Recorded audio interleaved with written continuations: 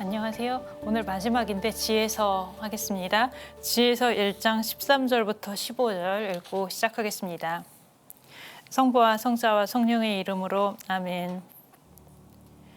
하느님께서는 죽음을 만들지 않으셨고 산이들의 멸망을 기뻐하지 않으신다. 하느님께서는 만물을 존재하라고 창조하셨으니 세상의 피조물이 다 이롭고 그 안에 파멸의 독이 없으며 저승의 지배가 지상에는 미치지 못한다. 정의는 죽지 않는다. 지혜서에서 아주 특징으로 나오는 것이 이제 불사, 불멸 이런 이야기들이 나오게 됩니다. 지혜서가 구약 성경의 책들 중에서 작성 연대가 제일 늦은 책이고요. 그래서 우리가 지금 마지막에 하고 있는 것이고요. 작성 연대가 늦기 때문에도 전에 다른 책에 나오지 않았던 그런 주제들이 나오게 되는데 그 중에서 뭐라 할까요? 제일 대표적이라고 할까요? 눈에 띈다고 할까요? 그런 주제가 이 불사, 불멸 이 문제가 되겠습니다. 지혜서에 대해서 지혜문학의 여러 책들이 저자로 솔로몬을 내세우고 있었고 지혜서를 이야기할 때도 어떤 경우에는 솔로몬의 지혜라고 말을 하기도 하는데요. 실제로 솔로몬은 쓰지는 않았습니다. 지혜문학의 다른 어떤 책들하고 비교했을 때도 더 솔로몬이 썼을 가능성이 적은 내지는 없는 그런 책이라고 말씀을 드릴 수가 있겠는데 왜냐하면 그리스어로 작성되었고 그리고 이 책의 내용도 아주 늦은 시기, 구약 성경 안에서 아주 늦은 시기를 배경으로 합니다. 그리스 문화가 있고 유다교의 전통적인 가르침이나 전통적인 가치들이나 이런 것들이 있고 이 두 개가 서로 만나고 충돌을 하기도 하고 그런 상황을 배경으로 하고 있기 때문에 솔로몬하고는 배경도 맞지 않는 이렇게 되겠습니다. 그런데도 중간 부분에 가면은 나는 뭐 이렇게 이야기를 하는 부분이 있는데 7장부터 9장 안에서 거기 나오는 나라고 나오는 사람이 보면 솔로몬의 모습으로 나타나기도 하거든요.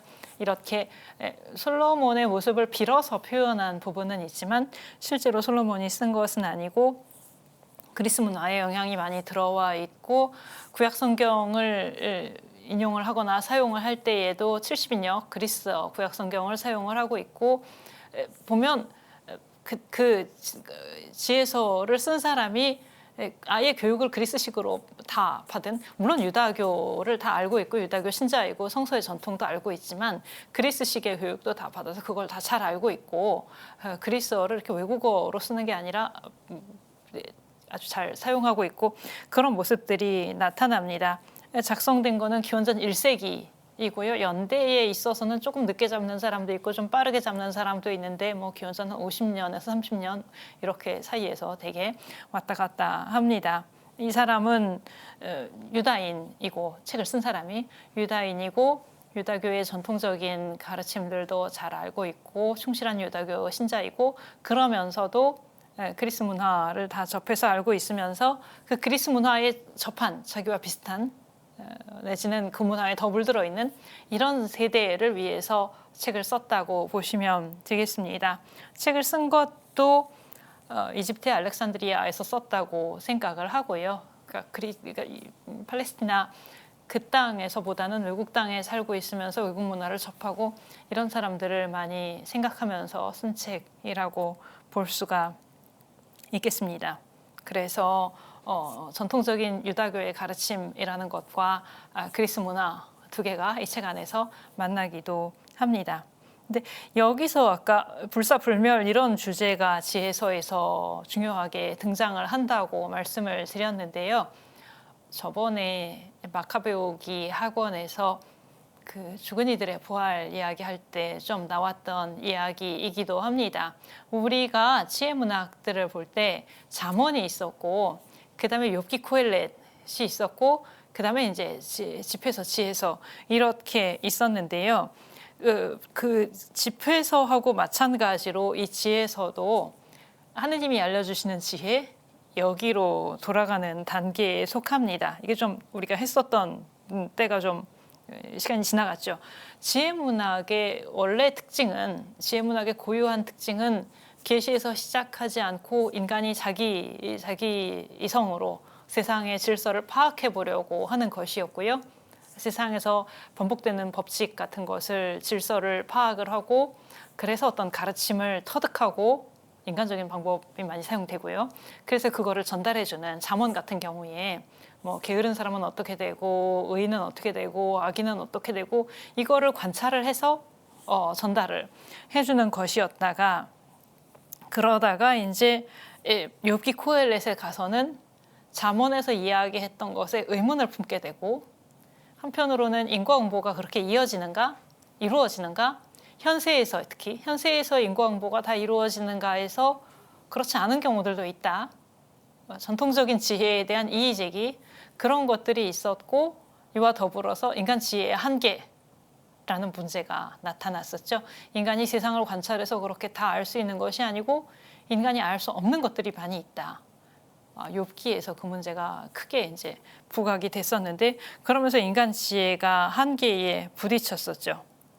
그러다가 집회서에 와서 한계에 부딪힌 인간 지혜가 그 한계를 넘어갈 수 있는 길을 찾게 되는데 그것이 무엇이었는가 하면 다시 계시로 돌아가는 것이었어요.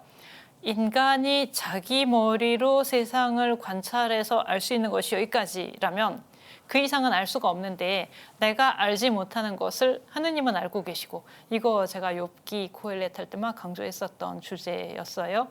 내가 알지 못하는 것이지 하느님은 알고 계시다라는 거. 그런데 집회서에서는 그 알고 계시는 하느님이 지혜로우신 하느님이 그것을 인간에게 알려주셨다라고 이야기를 했습니다.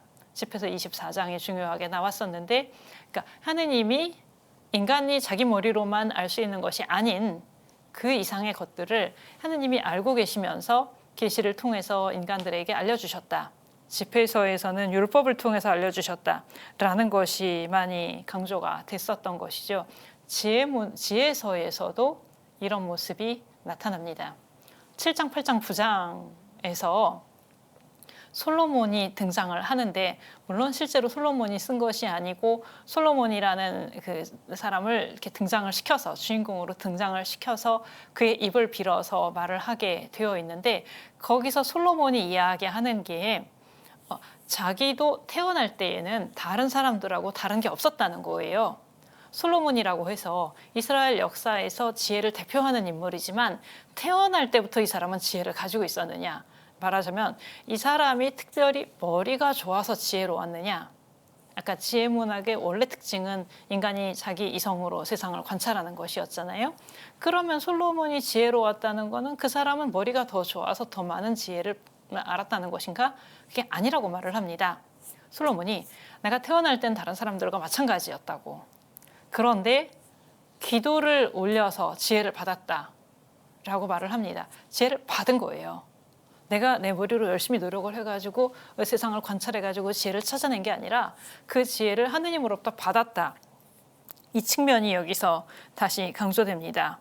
그래서 기도를 올리자 인간 스스로의 능력으로 도달할 수 없는 그런 지혜가 그에게 주어졌다라고 해서 9장이 사실 유명한 본문인데 그 지혜를 청하는 기도 이것이 들어 있습니다.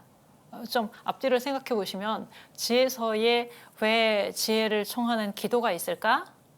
그것은 지혜서에서 지혜에 도달하는 길이 인간이 자기 머리로 열심히 애를 써서만 도달할 수 있는 게 아니고 하느님으로부터 지혜를 받아야 하는 것이기 때문에 그래서 9장 그 위치에서 지혜를 구하는 기도가 나온다. 이렇게 볼 수 있겠습니다. 그 9장 전체가 기도인데 그 17절에서 이렇게 말을 합니다. 당신께서 지혜를 주지 않으시고 그 높은 곳에서 당신의 거룩한 영을 보내지 않으시면 누가 당신의 뜻을 깨달을 수 있겠습니까? 그러니까 하느님 편에서 지혜를 보내주지 않으시면 인간이 자기 머리만 가지고 노력을 해서 그 지혜를 다 알 수 있는 것은 아니다. 이런 이야기를 하는 것이에요. 지혜문학의 세 번째 단계로서 집회서와 마찬가지로 인간이 자기 머리로 세상을 관찰해서만 지혜를 아는 것이 아니라 하느님으로부터 지혜를 받는 것이다.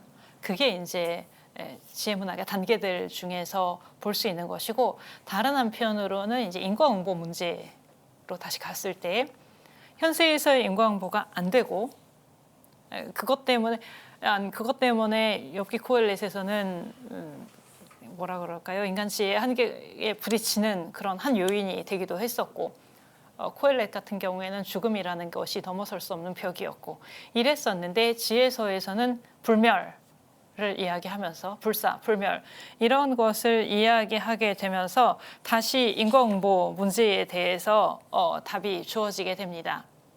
현세에서 의인이 일찍 죽는다고 하더라도, 그렇더라도 그 사람은 하느님의 손안에서 평화를 누리고 있다 라고 이야기를 하는 것이죠. 그러니까 현세에서 인과응보가 다 이루어지지 않더라도 죽은 다음에라도 인과응보는 이루어진다, 이렇게 되는 것입니다. 뭐라 그럴까요? 잠언에서 의인은 오래 산다 그러죠. 잠언에서 의인은 오래 살아야 되는 거예요.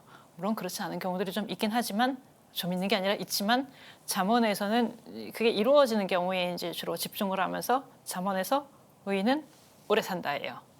근데 욥기 코헬렛에 가면 오래 살지도 않는 경우가 있다라는 거에 이제 초점을 맞추면서 이의 제기를 막 하는 거죠. 다시 잠언에서는 의인은 오래 산다.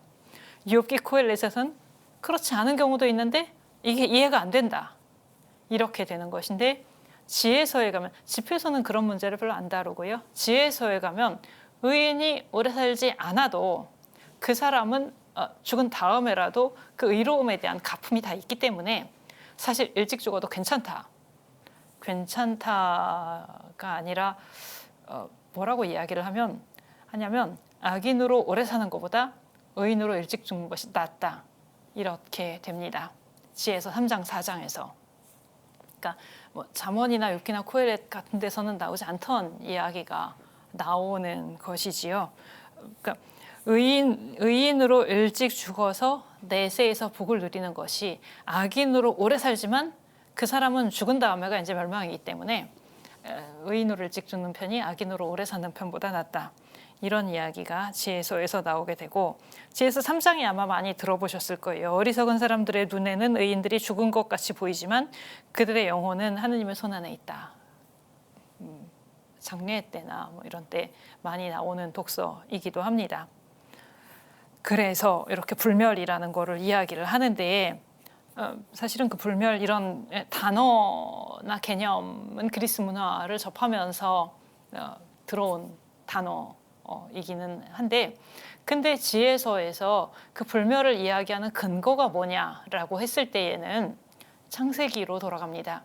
그리고 저는 이거 많이 강조하고 싶은데, 불멸을 얻는 게 어려운 거라고 말하지 않아요. 말하자면은 불멸이라는 게 정말 도달하기 어려운 것이고, 인간이 불멸을 얻는다는 건 정말 뭐 몇 억 명 중에 한 명이어가지고 열심히 하면 불멸에 도달, 그렇게 이야기를 하지를 않습니다. 그럼 뭐냐? 인간은 본래 불멸이라는 거예요. 인간은 본래 불멸성을 지니고 있었다. 왜냐? 근거는 창세기에서 하느님이 인간을 당신의 모상으로 만드셨기 때문에 라고 이야기를 합니다. 이거는 지혜서에서 매우 눈에 띄는 부분인데, 뭐냐면 불멸이라는 단어는 구약 성서에서 지금까지 나오지 않았던 단어이고, 마지막 시기에 와서 기원전 1세기 마지막 시기에 와서 불멸이라는 단어가 사용이 되고 불멸이라는 개념을 이야기를 하지만, 그것을 설명하는 근거는 다른 데서 오는 게 아니고, 그리스 철학이나 뭐 이런 데서 오는 게 아니고 창세기에서 온다는 거예요. 구약성서 자체 안에서. 거기서 근거를 가지고서 불멸을 이야기합니다. 하느님이 인간을 당신 모상으로 만드셨기 때문에 인간이 하느님의 본성을 닮아서 불멸을 지니고 있다라는 거예요. 그럼 왜 그 불멸을 잃어버리는가? 인간이 죄를 지어서 죽음을 자기 안으로 끌어들이기 때문에. 그러니까 논리가, 인간은 본래 죽게 되어 있는데 뭐 애를 써서 불멸을 얻어야 된다, 이게 아니고요. 불멸로 원래 창조되었는데, 그런데 죄를 지어서 죄 때문에 인간이 죽음을 끌어들였다. 본래 인간은 불멸하게 되어 있는 존재다. 이런 이야기들을 합니다. 어쩌면 지금의 세상은 이미 원죄가 들어온 이후의 세상이기 때문에 이 세상을 보면서는 인간이라는 것은 원래 저렇게 다 죄를 입고 있고 죽음이라는 것을 입고 있고 죽을 수밖에 없는 존재들, 그렇게 생각을 하게 되는 것이 어쩌면 당연하고 자연스러운 일일 텐데 그런데 여기에서는 창세기에 근거한 믿음을 가지고 있는 것이죠. 되게 신들하고 인간들의 차이가 뭐냐라고 그랬을 때 신들은 죽지 않는데 인간은 죽음이 있는 것, 그런 한계가 있는 것이라고 이야기하지만 지혜서에서는 그렇게 말을 합니다. 하느님께서는 죽음을 만들지 않으셨고 산이들의 멸망을 기뻐하지 않으신다. 하느님께서는 만물을 존재하라고 만드셨으니 세상의 피조물이 다 이롭고 그 안에 파멸의 독이 없으며 저승의 지배가 세상에는 미치지 못한다. 창세기에 근거하는 그런 이야기이지요. 창세기를 볼 때에도 하느님이 만드신 모든 것이 다 보시니 좋았다라고 이야기하는 그 창조의 선성에 대한 믿음, 그거를 볼 때 인간 안에 그런 선함이 있고 죄가 있고 죽음이 있고, 그런데 어느 것을 본래의 것으로 보느냐라는 문제라고도 할 수 있을 것 같은데요. 그런데 창세기에서는 본래의 모습은 그 선한 것이고, 그러니까 선한 것인데 손상이 된 것이지 인간은 본래 선한 것이다. 그리고 살도록 되어 있는 것이다 라고 이야기를 하지요. 창세기에서. 지혜서도 마찬가지입니다. 지금의 인간의 모습들은 제가 조금 전에 말씀드린 것처럼 이미 원죄가 들어와 있는 상태이고 인간의 모습이 손상이 되어 있는 그런 상태이지만, 그렇지만 원래 본래의 인간의 모습이 무엇이냐라는 것에서 지혜서에서는 창세기에 근거하면서 하느님은 다 살도록 만드셨고 인간은 원래 살도록 되어 있고 선하게 만드셨다라는 것을 이야기를 합니다. 그것이 본래의 모습이라고요. 그래서 불멸에 도달하는 것이 어려운 일인가? 그렇지도 않다고 말을 하는 거예요. 지혜서에서는 불멸에 도달하려면 지혜를 찾아야 되고 정의를 찾아야 되고 그대로 살아야 된다라고 말을 하는데, 뭐라고 말을 하면 좋을까요? 그게 막 어렵게 인간의 본성을 거슬러서 이렇게 가야 되는 게 아니고, 인간은 본성이 원래 지혜를 찾고 정의롭게 살고 선하게 살고 이렇게 돼 있다는 거예요. 그리고 하느님으로부터 지혜의 영을 받아야 되는데, 아까 앞부분에서 했던 이야기, 지혜문학의 세 번째 단계로서 지혜도 하느님으로부터 받아야 되는 것인데, 그 지혜가 하느님으로부터 받기가 어려울까요? 쉬울까요? 너무너무 어렵다라고 말을 하지 않습니다. 지혜는 인간에게 오고 싶어 해요. 지혜는 다정한 영이라고 1장에서 이야기를 하는데, 지혜는 인간을 좋아해서 인간한테 막 들어오고 싶어요. 근데 단지 뭐냐면 인간이 죄와 거짓을 품고 있으면 못 들어오는 거예요. 그러니까 지혜가 안 들어오려고 막 도망을 가는데 내가 애를 써서 지혜를 쫓아가야 된다고 말을 하지 않고요. 지혜는 인간에게 들어오려고 하는데 내가 죄와 거짓 이런 거를 붙잡고 있으면 그럼 지혜가 못 들어온다라는 거예요. 그러니까 이걸 쉽다고 말해야 될지 어렵다고 말해야 될지, 그렇게 하느님 편에서 어렵게 만드시는 건 아니죠. 인간이 자기가 벽을 치는 게 문제인, 그렇게 됩니다. 그러고 나서 10장부터 19장에서 다시 창세기와 이집트 탈출에 대한 이야기를 하는데요. 이거는 좀 오래됐긴 했지만 집회서 할 때 말씀드렸던 집회서 마지막 부분에 조상들에 대한 칭송이라는 게 있어서, 그러니까 집회서에서 지혜를 찾는 길이 계시로 돌아가는 것이기 때문에 하느님이 율법을 통해서 지혜를 주셨다라고 말을 했기 때문에, 그렇기 때문에 구약성서의 여러 인물들을 보면서, 그게 결국 구약성서로 돌아가면서 그 사람들이 하느님이 지혜를 주셨었다는 것을 돌아봤는데요. 그래서 지혜문학에는 이스라엘의 역사에 대한 이야기가 보통 안 나오지만 집회서에 가면 집회서 마지막 부분 조상들에 대한 칭송에서 성서의 인물들 이야기가 나왔었는데, 그것과 마찬가지로 지혜서에서도 10장부터 19장에서 하느님이 주시는 지혜를 따라갔던 사람들에 대한 이야기를 합니다. 그렇게 보면 좋겠어요. 9장에서 지혜를 청하는 기도의 끝부분에서 당신께서 지혜를 주지 않으시고 그 높은 곳에서 당신의 거룩한 영을 보내지 않으시면 누가 당신의 뜻을 깨달을 수 있겠습니까? 그러니까 하느님이 지혜를 주셔야 인간이 지혜로울 수 있는데 그 바로 다음에 뭐라고 말을 하냐면 그러나 그렇게 해주셨기에 사람들의 길이 올바르게 되고 사람들이 당신 마음에 드는 것이 무엇인지 배웠으며 지혜로 구원을 받았습니다 라고 말을 하거든요. 이것까지가 지혜를 구하는 기도 안에 있는 거거든요. 그러니까 하느님께 지혜를 받지 않으면 인간은 지혜로울 수 없다. 근데 하느님은 사람들에게 실제로 지혜를 주셨다라는 거예요. 그게 9장에 나오고 기도에 나오고 10장부터 19장이 예인 거죠. 하느님이 사람들에게 지혜를 주셨다. 그거의 예가 10장부터 19장에 나오는 이야기들이 됩니다. 10장에서는 창세기의 여러 인물들에 대한 이야기가 나오고 11장부터 19장까지는 이집트 탈출인데 탈출기만은 아니고 뭐 민수기나 다른 것들도 있고요. 하여튼 이집트 탈출에 대한 이야기가 나옵니다. 지혜서도 작성 연대가 늦어서 기원전 1세기이기 때문에 지혜서를 썼을 때는 이미 창세기가 있고 탈출기가 있고 민수기가 있는 거죠. 지혜서를 쓴 사람은 이미 있는 그 구약 성경의 책들을 보면서 그 안에서 하느님이 사람들에게 지혜를 주셨구나. 사람들이 그 지혜를 따라가서 구원됐구나. 그 예들을 보는 것이죠. 아까 지혜를 구하는 기도의 끝부분에서 하느님으로부터 지혜를 받지 않으면 누가 지혜로울 수 있겠는가라고 말을 했는데 구약 성서를 보니까 창세기를 보고 탈출기를 보고 민수기를 보니까 하느님이 실제로 사람들에게 지혜를 주셨고 그 지혜를 따라간 사람들이 있었고 그들은 구원되었다라고 이야기를 하는 거예요. 이집트 탈출을 이야기할 때에도 모세의 이름이 안 나옵니다. 그럼 누가 그들을 이집트 땅에서 끌어냈을까요? 지혜가 했다고 말을 합니다. 거룩한 백성, 흠없는 종족을 지혜는 압박자들의 나라에서 구해내었다. 지혜를 따라갔기 때문에 그들은 구원되었다라고 이야기를 하는 거죠. 반면 이집트인들은 어리석어서 그 구원에 이르지 못했다. 이렇게 이야기를 합니다.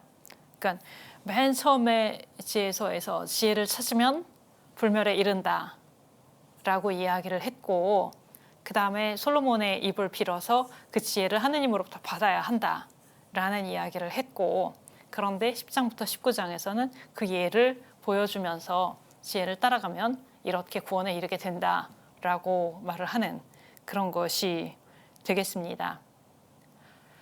이제 거의 끝날 때가 됐는데요.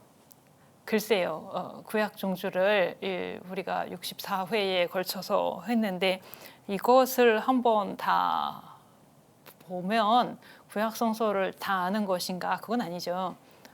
그리고 뭐 구약 성경을 한번 다 읽었다고 해서 구약 성경을 다 아는가? 그것도 아니죠. 그렇지만 저는 이 책 제목, 책이나 이 프로그램 제목도 구약 종주였을 때 좀 노력을 하고자 했었던 것은 구약 성서를 공부하는데 창세기 탈출기하고 더 못하고 끊어지고 또 창세기 탈출기하고 끊어지고 이렇게 되지 않고 이렇게 휙이라도 처음부터 끝까지를 정말 휙이라도 볼 수 있도록 하는 것, 그것을 목표로 했었고요. 한 번 본다고 모든 것을 다 볼 수 있는 것은 아닙니다. 이 종주라는 책 제목도 그렇지만 예를 들어 지리산, 저는 지리산 한번 꿈도 안 꾸는데요. 예를 들어서 지리산 같은 데를 한 번 종주를 했다고 지리산을 구석구석 다 봐서 다 아는 건 아니잖아요. 그리고 한 번 종주를 했다고 다시는 지리산에 갈 필요가 없는 것도 아니고 좋아한다면 또 가겠죠. 또 가고 그때는 또 다른 것을 보겠고 저는 산은 안 가지만 박물관을 그렇게 해마다 가는데 국립중앙박물관 해마다 가도 해마다 가면 새롭거든요. 그 해에 다시 보이는 부분이 있고 물론 전시가 바뀌는 것도 있고 매번 새로운 거를 발견하면서 보듯이 구약 성경을 읽을 때도 신약 성경 마찬가지지만 성경을 읽을 때도 그렇게 읽으시면 좋겠습니다. 한 번 다 읽어서 다 띈다 그런 마음이 아니고요. 매번 갈 때마다 거기서 무엇인가를 이렇게 맛볼 수 있으면 그러면 되는 것 같아요. 꼭 무슨 공부해서 한 것처럼 다 읽었다 다 띄었다 그런 의미보다는 뭔가 맛을 보았다, 어떤 새로운 맛을 느꼈다, 아니면 전에 느꼈던 맛 다시 느낀 것이어도 괜찮고요. 그래서 한번 우리가 지금 끝까지 왔지만 다시 언젠가 다시 돌아가셔서 또 무엇인가를 발견하실 수 있었으면 좋겠습니다. 여기서 마치겠습니다. 감사합니다.